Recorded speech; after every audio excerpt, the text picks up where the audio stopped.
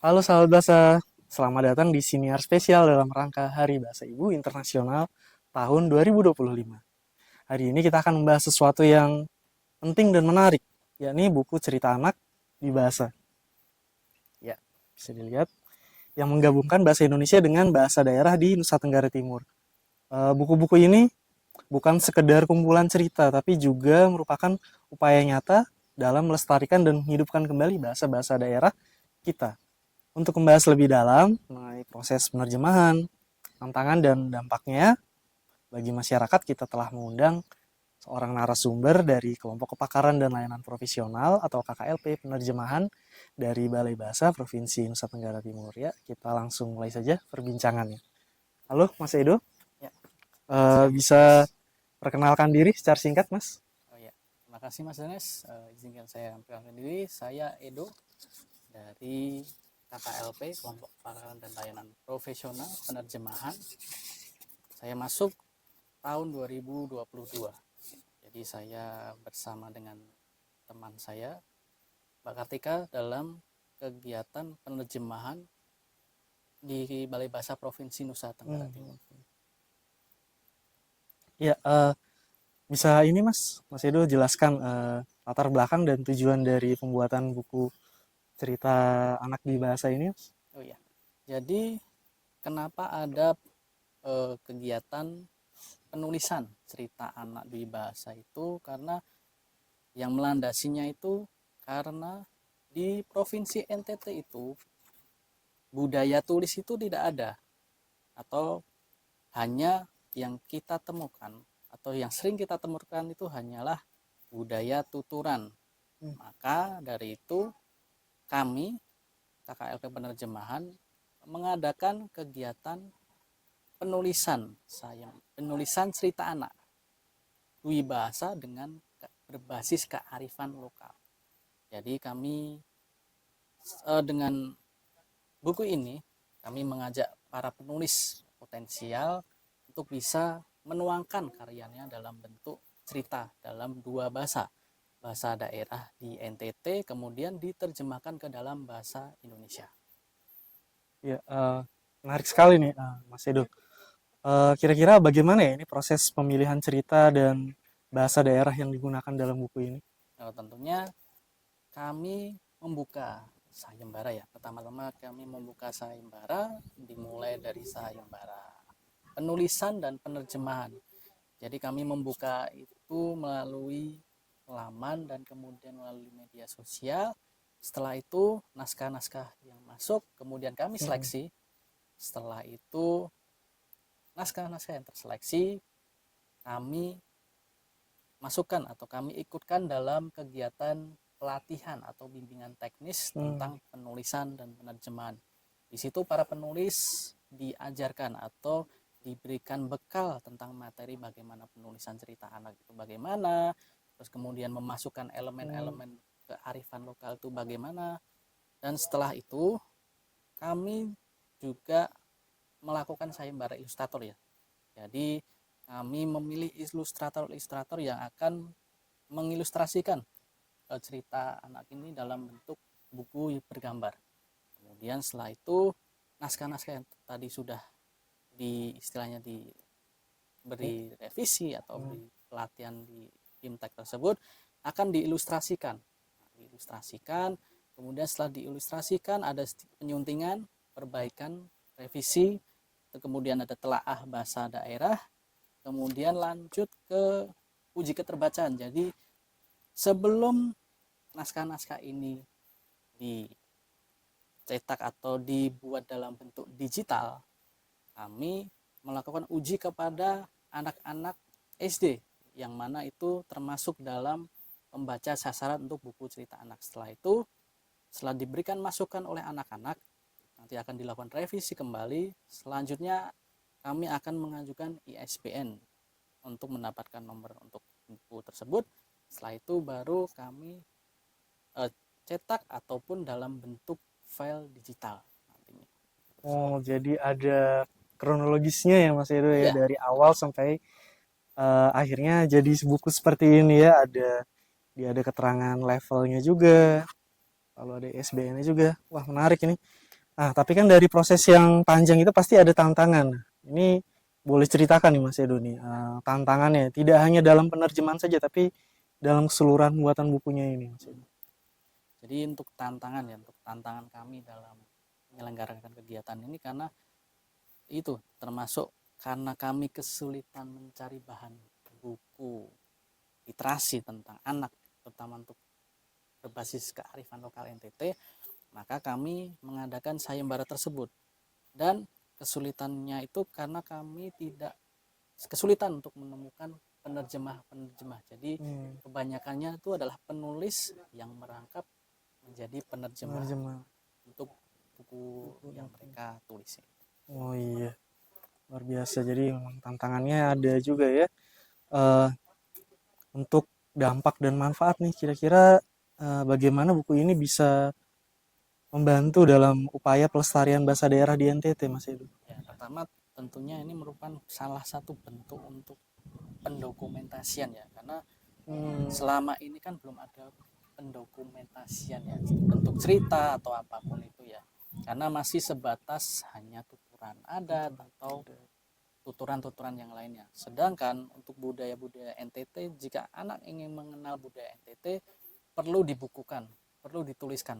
Maka dari itu ini sangat berguna ya, atau berdampak untuk anak-anak bisa mengenal budaya NTT dalam bentuk buku cerita. Ya, ada alurnya, ada point of view atau moral yang bisa diambil, dan budaya yang bisa dikenal, terutama untuk anak-anak di NTT.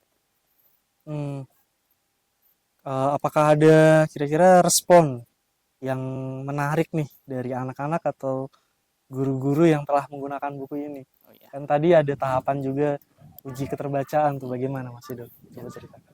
Jadi saat kegiatan uji keterbacaan ya, jadi kami kan mengambil istilahnya meminta pendapat mereka tentang buku ini sudah layak atau masih perlu perbaikan. Nah, menariknya saat kami meminta pendapat mereka, anak-anak itu sangat antusias ya dalam menilainya. Mereka sangat tertarik bahwa bentuk tenun atau motif tenun tuh seperti ini, yang sebelumnya mereka belum tahu. Belum tahu. Jadi kemudian bahasa-bahasa yang mereka yang sebenarnya tahu, oh ini artinya seperti ini. Kemudian untuk guru, mereka sangat antusias dan sangat tertarik untuk menjadikan buku ini sebagai salah satu bahan ajar untuk mereka di kelas nantinya. Jadi alternatif gitu ya Mas Iya, Edo? jadi alternatif untuk Bapak Ibu guru mengajar. Nah, kalau pihak-pihak yang terlibat nih dalam pembuatan buku ini, tadi kan sudah disebutkan itu ada sebagian penulis, ada penerjemah, terus ada karena ada sayembara ilustrator, ada ilustrator juga ya. Iya. Nah, Itu ada pihak yang lain mungkin yang terlibat Mas itu? oh itu selain penulis, penerjemah, ilustrator tuh ada pihak itu penelaah bahasa daerah. Penelaah bahasa daerah. Jadi di dalam sini kan ada bahasa daerahnya. Nah, di dalam sini pada bahasa daerahnya kami meminta bantuan penelaah untuk mengedit atau menyunting bahasa daerah ini sudah tepat atau belum sesuai dengan kaidah bahasa daerah masing-masing. Ya, begitu. Jadi ini di atas sini ada bahasa daerah, jadi kami juga meminta bantuan penelaah bahasa daerah juga. Karena tadi ada proses ISBN juga, berarti melibatkan pihak dari perpustakaan juga ya? Iya, pastinya. Perpusnasi ya. Jadi apa ya, proses itu sangat panjang ya teman-teman ya, sahabat bahasa. Jadi wah ini memang satu pekerjaan yang luar biasa ini. Iya. Kalau distribusi bagaimana nih? Untuk distribusi ya, untuk saat ini ya, karena pusi ya, kami sudah tidak boleh mencetak ya, jadi kami berbasisnya adalah file digital ya, file digital kami bagikan ke komunitas, kami bagikan ke sekolah-sekolah. Jadi melalui file digital mereka nanti bisa membuatnya dalam bentuk barcode atau mungkin mereka akan mencetak dalam bentuk buku sendiri. Gitu. Sudah digitalisasi ya? Ya, sudah digitalisasi. Iya. Rencana nih untuk menerbitkan lebih banyak buku dalam bahasa daerah, apakah ada dari KKLP Penerjemahan? Oh ya, pastinya ada. Jadi sampai tahun 2024 itu bahasa yang sudah diterjemahkan dari bahasa daerah ke bahasa Indonesia itu sekitar 34 bahasa daerah. Jadi masih setengahnya, masih kurang dari setengahnya yang belum diterjemahkan. Padahal bahasa daerah di NTT itu ada 72. Jadi masih sekitar 30-an lebih ya. Itu rencananya nanti menyasarnya ke bahasa yang ada di Alor karena masih banyak, dan bahasa-bahasa yang di Sumba atau di Flores yang masih belum kami untuk diterjemahkan. Oh begitu. Wah ini menarik ya. Jadi masih ada proyek-proyek lain ya ke depannya rencananya. Iya. Nah kalau dari pihak masyarakat nih bagaimana kira-kira cara masyarakat untuk ikut berkontribusi dalam pelestarian bahasa daerah melalui buku cerita ini? Tentunya bisa, tadi yang saya bilang, bisa membaca buku cerita ini dalam bentuk file digital. Nah, di Badan Bahasa sendiri itu kebetulan ada laman ya. Nah, laman namanya adalah Penjaring Penerjemahan Kemendikbud ya, Kemdikbud. Ya, di sana itu ada laman yang berisi buku-buku bahasa daerah, wibahasa, tidak hanya dari NTT tapi dari seluruh Indonesia. Seluruh Indonesia. Nah, di situ masyarakat bisa mengenalkan buku-buku produk dari NTT kepada anak-anak atau bisa kepada komunitas mereka masing-masing. Dan masyarakat juga bisa, ternyata saat saya sudah cek ya di laman Penjaring itu ada fitur terjemahan buku. Terjemahan buku. Jadi para penutur jati itu bisa menerjemahkan buku-buku yang lain, buku-buku dari luar yang bisa diterjemahkan ke dalam bahasa daerah. Ternyata saya cek itu sudah ada. Ternyata bahasa daerah, ya bahasa daerah dari NTT itu sudah ada, kayak Nagekeo, Alor, Rote, dan Abui Adang Kabula Dawan itu sudah ada semua.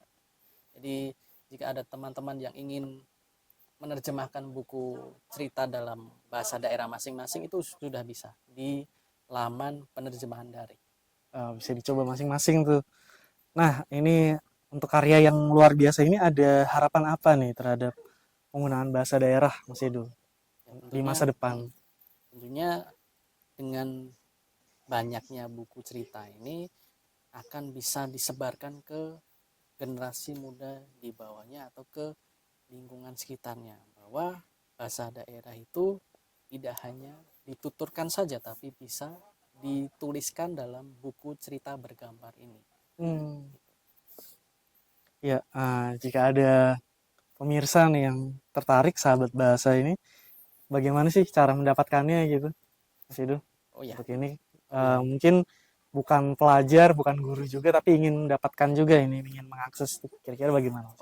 Untuk mengaksesnya itu bisa berkunjung ke kantor kami, ke Balai Bahasa Provinsi Nusa Tenggara Timur, bisa baca di perpustakaan, sudah ada bukunya, buku daminya di sana. Itu cetakan dari tahun 2020 sampai tahun 2024 itu terakhir ada. Dan juga bisa mengunjungi yang tadi saya bilang tadi, laman penerjemahan Kemdikbud. Itu sudah ada buku-buku dari Balai Bahasa Provinsi Nusa Tenggara Timur. Jadi sudah lengkap di situ. Iya, sekian sahabat bahasa untuk siniar kali ini. Terima kasih pada Mas Edo yang sudah hadir dan menjawab semua pertanyaan. Kita bertemu lagi di siniar edisi selanjutnya. Terima kasih.